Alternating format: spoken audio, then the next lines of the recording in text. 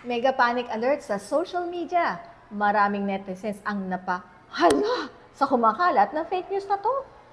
Itatax daw ng 20% ang buong savings deposit sa bangko dahil sa bagong batas na SEMEPA. Mali yan, besh. Let's break it down. Ano ba talaga ang tinatax? Hindi ang buong deposit mo. Ang tinatax ay interest income. Yung kinikita ng pera mo sa bangko, hindi yung buong ipon mo. Matagal na tong tax ha. Baka nga hindi mo naramdaman kasi sobrang baba ng interest rate sa regular savings account. So let's do the math ha. Halimbawa may 100,000 pesos ka sa regular savings account mo. Interest rate, 0.0625% per year. So anong kita mo?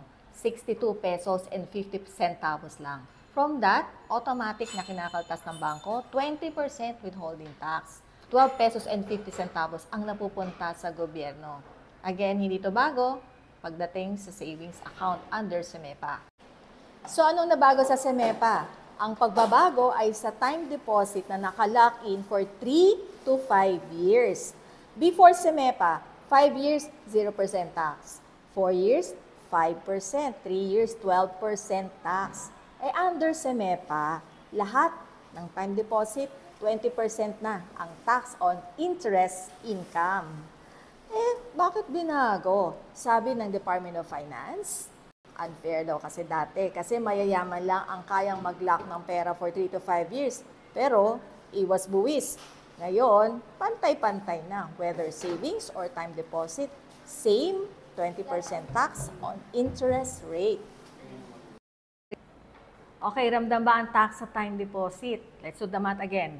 Let's say nag-time deposit ka 100,000 pesos for 5 years. Guaranteed interest rate 3% per year or 3,000 pesos per year.